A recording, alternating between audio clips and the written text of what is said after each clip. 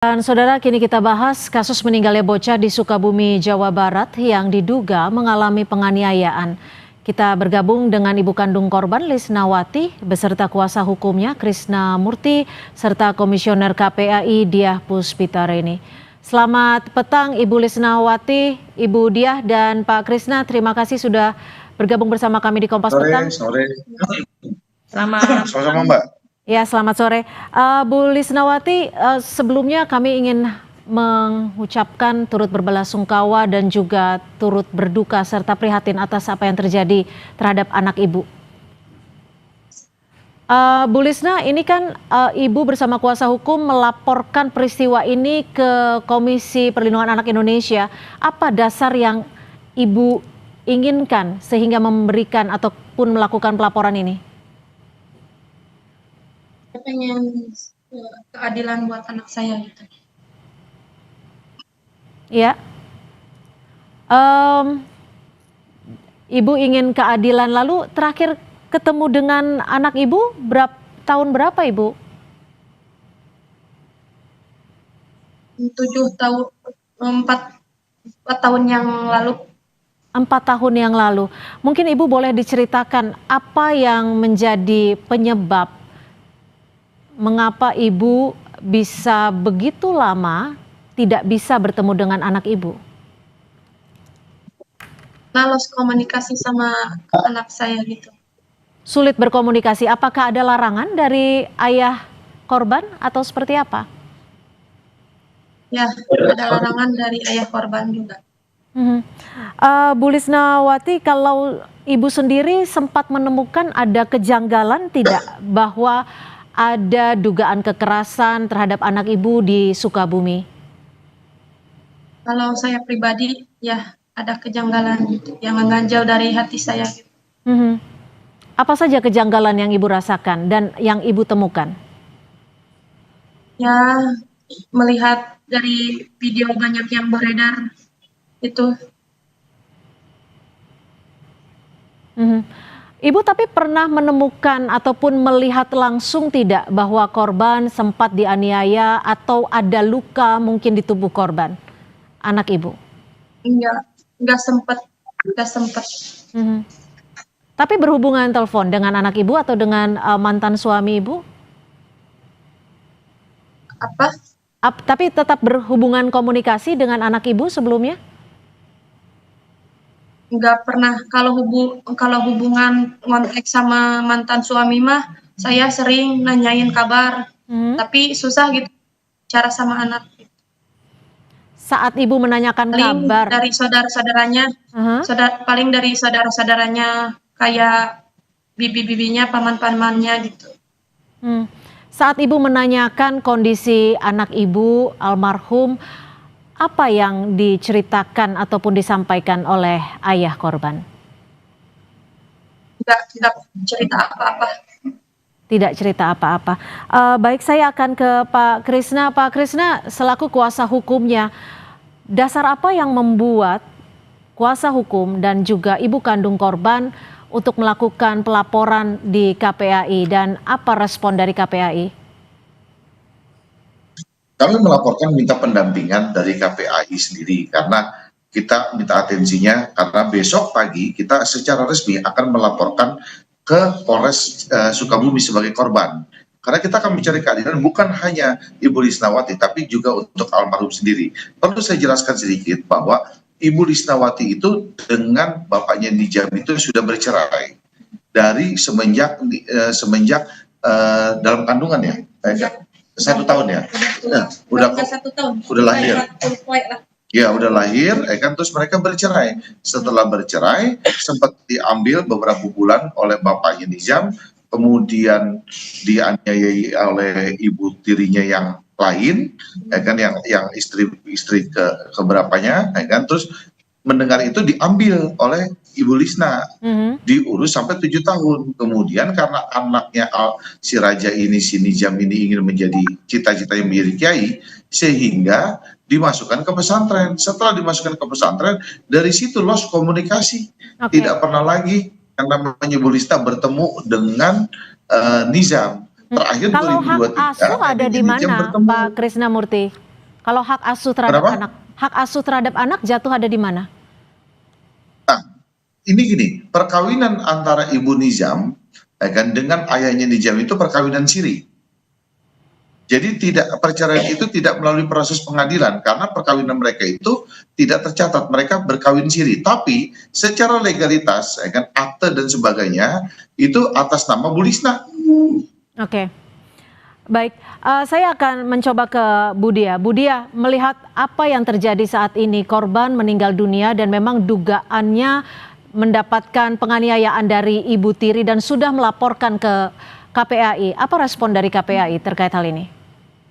Ya, yang pertama kami turut prihatin ya Ibu atas kejadian yang menimpa Ananda N, dan tentu saja kami berkewajiban untuk melakukan pendampingan. Tadi juga kami belum bisa menemui karena kami harus menyelesaikan kasus di Jogja. Tapi besok semoga kita bisa atur waktu untuk bertemu begitu karena besok sudah kembali ke Jakarta. Dan tentu saja kami hari ini sudah melakukan analisis kasus, Mbak, dan sudah dilimpahkan kepada saya. Terus kemudian kami melakukan kajian yang mungkin kami rencanakan hari Rabu untuk terjun langsung ke Sukabumi begitu.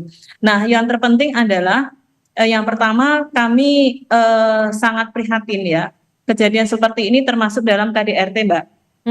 Kekerasan ya, dan KDRT itu ya, KDRT itu ada beberapa macam. Ya, kalau ini terjadi kepada anak sampai anak meninggal dunianya termasuk filisida, ya, kategori pembunuhan yang dilakukan oleh orang terdekat, ya. Dan ya tentu saja kami harus memperjuangkan hak anak, ya, yang meninggal dengan tidak wajar agar mendapatkan kejelasan penyebab kematiannya, sehingga ini tidak terjadi dan jangan sampai anak yang menjadi korban ini nantinya mendapat stigma yang negatif. Begitu, Mbak. Oke, Pak Krisna, Anda besok memastikan akan melakukan laporan ke Polres Sukabumi. Apakah menurut kacamata Anda melaporkan hal ini kembali ke Sukabumi karena ada indikasi proses hukumnya tidak berjalan dengan baik atau seperti apa? Bukankah kasus ini memang sudah ditangani? Proses hukumnya berjalan cukup baik, Mbak. Artinya bahwa sudah dari lidik sudah meningkat menjadi sidik. Artinya sudah ada dua alat bukti permulaan. Kita sedang menunggu hasil visum dan otopsinya. Nah, kan kita bisa melihat dari berita-berita yang beredar bahwa 1 tahun yang lalu kan pernah dilaporkan ibu tirinya ini pernah dilaporkan di Polres. Lalu kemudian mereka ada mediasi sehingga dicabut. Nah, justru di sini kan petunjuk kami bahwa kan terjadi penganiayaan itu dari mulai 1 tahun yang lalu kan itu dilaporkan. Artinya bahwa kita tidak menuduh pihak siapapun. Makanya karena kami juga baru terima kuasa tadi pagi jam 7 pagi tadi, kita terima kuasa bersama-sama dengan Ibu Mira dengan tim semua. Kita sekarang sedang mengumpulkan bukti karena kita banyak video-video yang kita dapat sebelum kematian itu. Ya kan? Bahkan cerita-cerita saksi sedang kita kumpulkan bukti-bukti. Artinya bahwa apakah ada pihak-pihak yang sudah tahu kejadian ini melakukan pembiaran. Video-video ini didapat dari mana, Pak Krisna?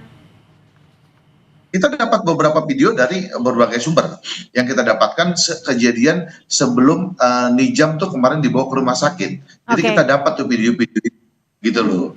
Nah, jadi patut diduga kan ada pihak-pihak yang terkait di sini. Apakah secara bersama-sama ataukah kan dia melakukan pembiaran ataukah dia melakukan penelantaran. Nah, kita akan kaji sampai malam ini. Jadi besok yang akan kita laporkan secara berapa orang, baru kita akan putuskan besok pagi. Bu Lisnawati sendiri pernah tidak melihat ataupun mendapatkan video ini? Dan mungkin terakhir apa yang Ibu Lisna harapkan terkait dengan proses hukum dan upaya hukum yang saat ini sedang berjalan? Ya, pengen secara cepat diproses secara. Bagaimana Ibu? Kurang jelas suaranya?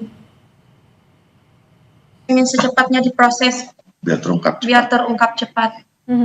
Kalau dari Ibu Lisnawati, dugaannya seperti apa, Bu, yang terjadi di rumah mantan suami Ibu dan juga Ibu sambung dari almarhum?